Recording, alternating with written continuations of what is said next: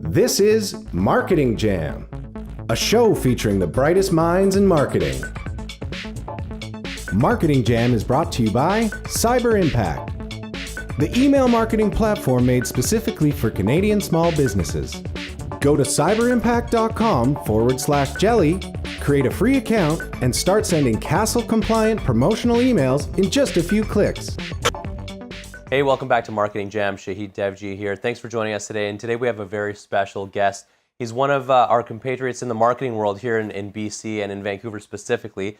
Alex Wan is the Managing Director at Periphery Digital. Alex, thanks for joining us today. Thank you very much for having me. So I'm going to let you introduce yourself, so to speak. Tell us what you do and what Periphery Digital is. Yeah, so Periphery Digital is a marketing agency, and we specialize in targeting the Chinese demographic. So what I mean by that is we do help Western-based businesses target the Chinese demographic either locally here in BC in the Lower Mainland, across Canada, or even overseas. Okay, so we were talking about this off-air before we pressed record. Your sort of route to where you are. You're an SFU grad. You went to Kwantlen as well, and you've done some programming, I saw. Is that correct? A little bit. You did definitely creeped my LinkedIn profile. I did, guess. yeah. That's what awesome. it's there for, right? Yeah, Creeping. definitely. So how did you get to where you are? And is it? The question is this what you always wanted to do? Probably not, right? We definitely stumbled into it. Yeah, we definitely stumbled into it. Originally, my background has always been in sort of communications and marketing. And in around 2015, a couple friends of mine, we kind of started a different company where we were trying to get into the export-import business into China. Things didn't work out as well as we thought it would, just because of, we were pretty, I guess, green going into that business. But we definitely learned a lot by traveling to China so often. During that period, we were starting to look for other work and other contracts, and stumbled into sort of digital marketing for a real estate company that needed to target the Chinese demographic for one of their clients. Right. So, I mean, in Vancouver and in the Lower Mainland, that's not necessarily a surprise that that type of service is needed because there is a heavy Asian population here, but it's still probably relatively a new thing in the marketing world, in the Western world, like you were saying before. So maybe explain to our audience here, what is, marketing to the Chinese audience? What does that look like? Yeah, that's a really good question. I mean, it comes down to, first off, sort of understanding of the culture, because obviously when we say the Chinese demographic, there are sort of different communities and pockets within the Chinese demographic. And for us, we really have to explain to our clients what the difference is. And so from sort of the language, the copy, to sort of how they present themselves is a really important aspect of marketing. And then from there, we kind of figure out the localized sort of platforms that they should be marketing on. Like platforms here in Canada or North America where you're using stuff like Instagram, Facebook, it's great. But a lot of the local Chinese demographic are on other platforms. So specifically something like Wechat or Weibo. So speaking of creeping, I was creeping, and I don't know if I found this on LinkedIn or on the Periphery website, but I wrote, actually it was LinkedIn, it was an article on LinkedIn that you wrote, and you mentioned that the Chinese market is a potential gold mine. Is that because it's being ignored, or it's just an emerging market now? Both. Okay. In that, I mean, the immigration of Chinese citizens over into Canada has grown exponentially in the last couple of years, and we do think it's going to continue, obviously, in that trajectory. So the population is definitely growing in terms of that market, but at the same time, this emerging market, they're recently come into a lot of purchasing power. And so because of this, they're moving out of China, coming into Canada, where they're looking to spend money. So for companies and businesses locally here that want to target this demographic, it's a perfect sort of, again, gold mine for them, just because it is a demographic that has sort of almost been ignored, if you will, but it's definitely a growing population that shouldn't sort of be put on the sideline now. Yeah. So I think maybe one of the questions that our viewers and listeners might have is, which businesses should be targeting this audience? Is it all businesses? Is it ones that have a special draw to that audience? Can anyone do this, you think? Yes and no. I mean, that's a pretty open answer, but the areas of focus that we really sort of prime in on are real estate, tourism, and then brands and retail. Just because they have, obviously, they want to reach that demographic more specifically. There are definitely ways for smaller businesses, mom and pop shops, to sort of communicate with this demographic. But again, it's more of a cultural understanding of how to approach this demographic that would really help them, actually. Yeah. So you guys have a pretty built out team at Periphery. Are you busy? Are you really busy these days? Is this growing? Do you see any decline in what you're doing, or is it only going up from here? No, I think it's we're on a really good trajectory right now. We've doubled in size in the last year, and we're hoping to continue that path. What's interesting is we are one of the few agencies locally here that has experience in not only marketing locally, either within BC or across Canada, but also in China as well. So we have a variety of clients with different needs. So for instance, we have tourism clients that are looking to target Chinese individuals in China and trying to bring them here. And we also have local clients here that want to serve the local Chinese demographic as well. Yeah, so that was one question I had too, was when it comes to the businesses and what they're doing, you think of a local business here that might have a retail shop here and they want to get people into their shops. It's very different than a business that's based online, selling a product and can target that demographic that is overseas. One thing I read when reading a little bit about what you guys do was that the Chinese demographic and the Asian markets specifically are the fastest growing, or one of the fastest growing when it comes to e-commerce, right? So it's not necessarily local shops that want to bring local Chinese demographic in, but it could be overseas that you're targeting as well. Yeah, definitely. That's definitely an area that we're sort of exploring, looking into. Kind of the world is, I guess, everyone's oyster over in China if they're able to sort of penetrate that market appropriately. Again, the issue with a lot of businesses, though, when they want to target the Chinese demographic is lack of understanding of how the culture works, because that plays a huge part into how businesses operate. Yeah. Do you have any examples of sort of tough learning that you've had to go through in the last little while about understanding that culture, and maybe some wins and losses that you can share? Yeah, I mean, I wouldn't say it's specifically like I guess cultural issue, but it's more so a lot of the platforms that we work on are all based in China. So for instance, Wechat and Weibo. So a lot of the things and rules that we have to really abide by is really based on sort of Chinese laws. And so helping clients set up official Wechat accounts, for example, that's been a very interesting learning experience. Just because there are correct ways of doing it and incorrect ways of doing it. And doing it correctly actually requires a lot of work in terms of documentation and all that. For example, our first client, it took us around 8 months to get an official Wechat set up properly. But now we've sort of understood the process, and we can kind of do that now within a 6 to 8 week period. Okay, so I'm assuming a lot of people watching and listening today don't know a lot about Wechat and Weibo. Explain what they are and maybe what the equivalent here that people use. Yeah, so Wechat is probably one of the biggest apps used over in China. It's a pretty young company as of right now, but they have over 1.1 billion monthly active users.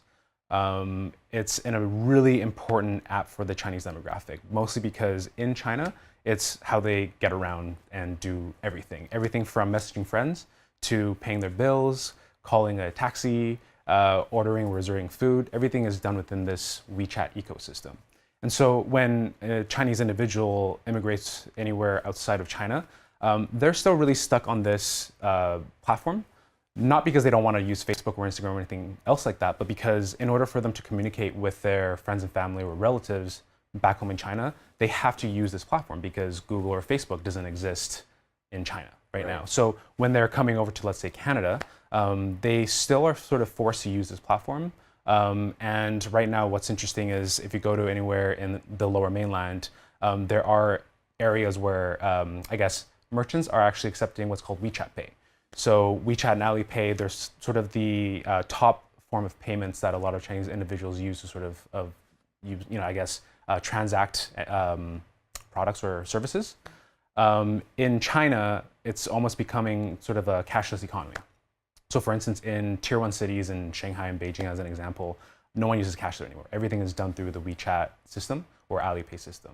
A little bit of a joke, but it's actually true, is that instead of homeless people instead of having a little cup for pennies or coins, they actually have their QR code out so people can scan and give their money and so through that's the Wechat. True to a certain extent. That's true to a certain extent. Wow. So everything's done and operated through the Wechat Alipay ecosystem. And a lot of these individuals that move here, that's sort of what they're expecting. And so a lot of local merchants are now sort of understanding that now, and they're sort of applying for these payment systems to better serve this demographic as well.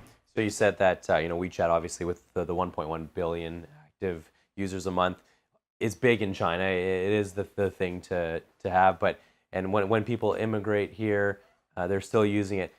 I've heard about WeChat for so many years now, and it kind of maybe taking over here as well. Is it something that has kind of taken root here, aside from the immigration, like people who were born and raised here within those communities are using that as well?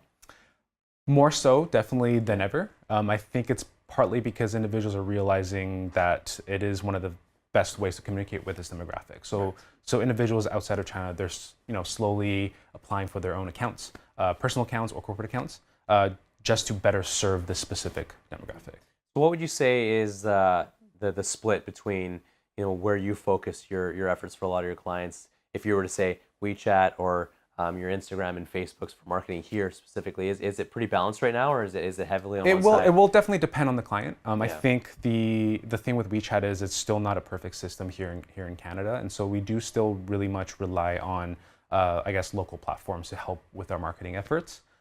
We started off very much in the digital space, but now we've started media overall, so print and outdoors and everything like that.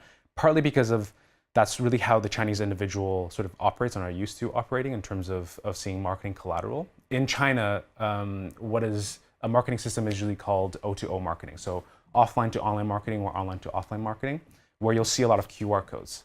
QR codes never really took off locally here, but it's very active within the Chinese community, either here or in China.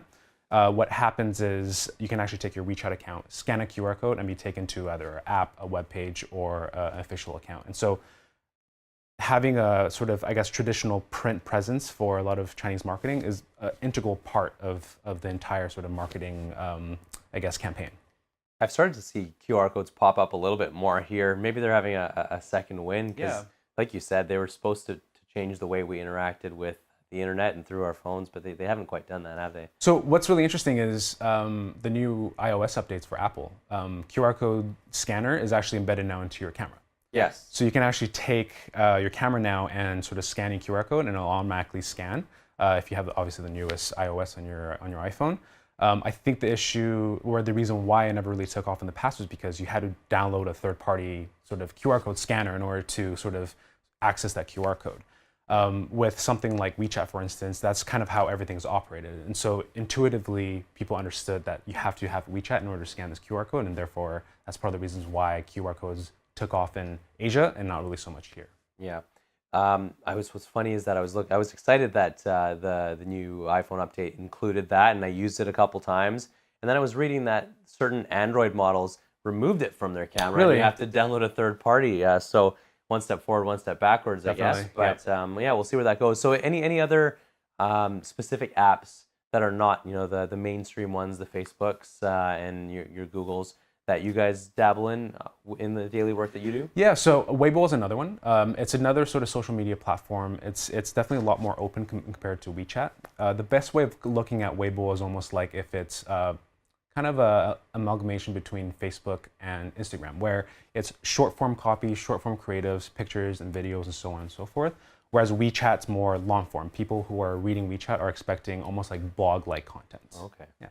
So, a lot has changed in the last year in digital marketing, and I'm sure you've been trying to keep up as well. Mm-hmm. And where do you see, talking about, WeChat and it being established in China, and the way that all the interactions, whether, your Uber or the equivalent, ordering your food and transferring money is all done within that app.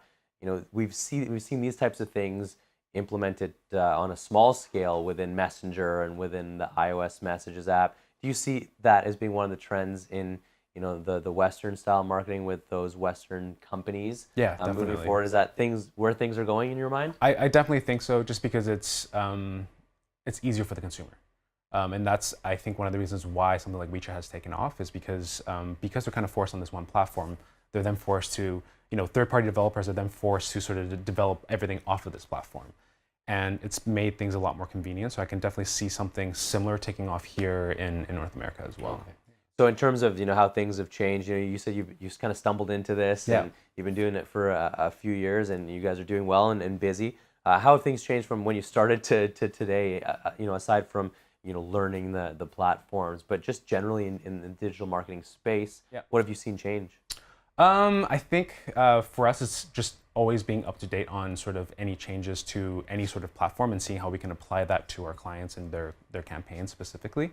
I wouldn't say it's anything specific or drastic. It's just obviously anytime a platform updates anything, we kind of have to be on top of that, make sure that we're better, we're serving our clients to the best of our abilities as well. Yeah, and it's interesting because what you do is targeting a certain demographic. The platform's always going to change, right? We don't know where Facebook and Google are going to be in the next couple of years. I'm sure they'll be around, but the next 5 years, the next 10 years. Exactly. Who can remember Ask Jeeves and MySpace? MySpace and Yahoo. And maybe we remember them, but when was the last time we used them? And some of them don't even exist anymore, right? Exactly. So how do you protect yourself against one of these things kind of disappearing a day from today? Is there anything you can do about that? Nothing really we can specifically do other than to just be up to date as much as possible, consistently learning, consistently reading and understanding how things are done either here or overseas or all around the world, and taking successful campaigns that either we have done or others have done and sort of mimicking it so that we can produce the same results for our clients.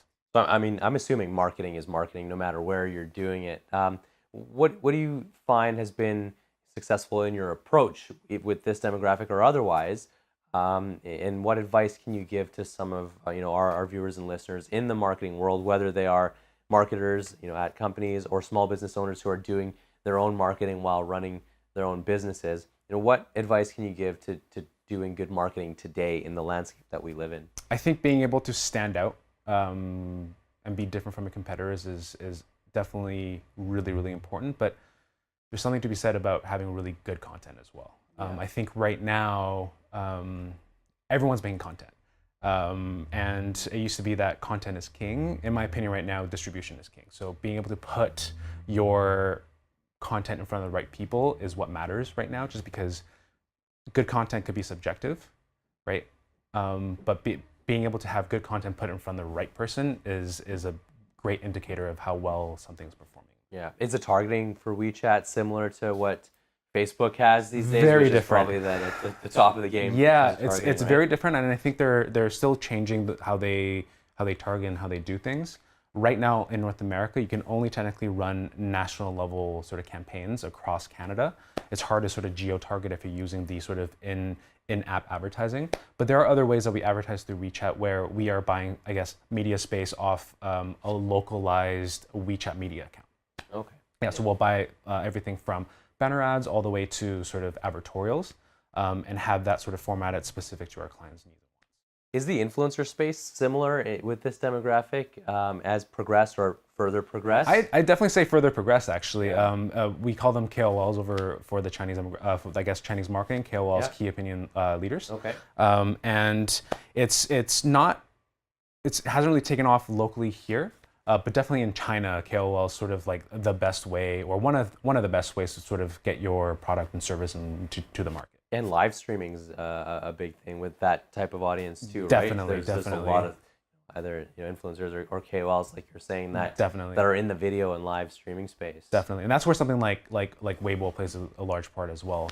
Like I mentioned, WeChat's a very closed-off ecosystem, and so KOLs work really well for something like Weibo, where it's kind of like Instagram or Twitter, and it's very visual, and that's where a lot of sort of really great KOL campaigns are done, is off Weibo. Not to say there's no KOL campaigns on WeChat, it's just, I guess, a little bit of a different system. Okay, so I sort of asked you this earlier, but can small businesses sort of start to dabble in this themselves, do you think, or do they need to come to somebody like you still these days? I definitely think there's room for any business to have a presence. I think the best way is to set up your own WeChat account and sort of start understanding how it works. Finding maybe friends who have a WeChat account, asking them sort of how they're using it, either for media or for other things, to sort of understand how they could actually use it for their own marketing purposes as well. They could do everything from having their own WeChat account and setting up QR codes on different forms of advertisement for people to see, and that's not hard to do. But it is something that I guess you kind of have to be aware of and sort of like train yourself to understand a little bit more of. Right, perfect. So one thing we like to do here at the end of each show is to ask you about sort of where you get your information and maybe provide some resources that our audience can take back and start to look into themselves. So are there any blogs or books or magazines, podcasts maybe, that you guys and you specifically turn to for staying ahead of the game, staying ahead of the curve, making sure you're well informed in this space that you work in? Yeah, definitely. Strategy is definitely a great resource. Otherwise, I mean, I'll do my research on stuff like Business Insider a lot. The podcasts I listen to are probably more so like business specific than marketing specific. Can't think of anything. Okay, that's cool. Anything else you want to talk about today? Anything we've missed about Periphery Digital or what you're doing, or even trends marketing? Where do you think things are going? We talked about content and distribution. Is video and content going to get to a place where there's too much of it? I feel like we might be already there, and we have to focus on something else. Like, where do you think things are going from here in what you do? I think I don't think there's going to be really that much change, but the change will come from the different platform that's going to be built out. Right. Just because we can't predict if another startup, another social platform is just going to take off and take over something like Wechat, the next Weibo. Snapchat, right? Exactly. So that's something that I guess we have to sort of be aware of. There are tons of different Chinese-based social media startups sort of popping up here and there. For us, is more so pinpointing the right ones for our clients and what they should actually be on. Okay, well, thank you for joining us. So I think that was really informative for our audience. Certainly was for me. And where can people find you and more about Periphery if they want to go online and check you out? Yeah, they can visit peripherydigital.com and always send an email to us at hello@peripherydigital.com if you have any inquiries. Okay, perfect. Well, thanks a lot. Thanks for having me. Yeah.